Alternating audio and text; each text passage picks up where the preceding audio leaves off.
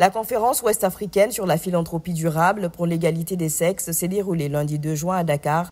Prévue sur 2 jours, elle a mis en lumière lundi le rôle transformateur que peuvent jouer les ressources issues de la philanthropie locale et de la diaspora dans l'autonomisation des femmes. Ensemble, nous pouvons construire un avenir où l'égalité de genre n'est pas une distance mais une réalité, a déclaré le Dr Maxime Ouinato, directeur régional de ONU Femmes pour l'Afrique de l'Ouest et du Centre.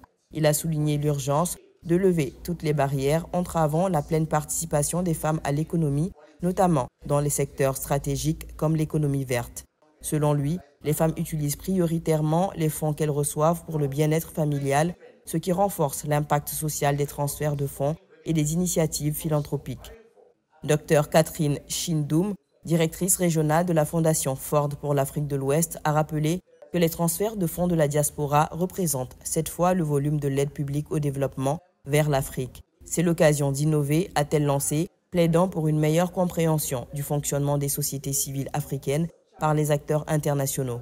Intervenant au nom du gouverneur de la Banque centrale des États de l'Afrique de l'Ouest, Ndeye Amingom Seck, conseillère du directeur national pour le Sénégal, a présenté les efforts de l'institution pour promouvoir l'inclusion financière.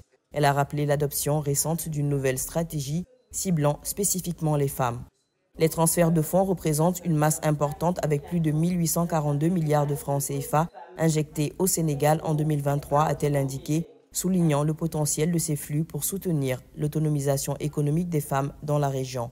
Par ailleurs, un panel consacré aux perspectives de la philanthropie au-delà de l'aide traditionnelle a permis d'approfondir les discussions sur la stratégie de durabilité.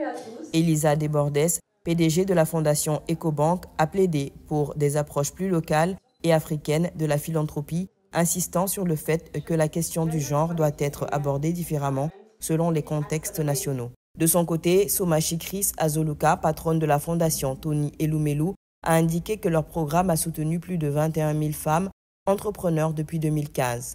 Dans une région confrontée à de nombreux défis structurels, pauvreté, changement climatique, sous-représentation des femmes dans les sphères de décision, les intervenants ont appelé à une philanthropie plus inclusive, stratégique et ancrée dans les réalités locales afin de faire de l'égalité des sexes une réalité tangible.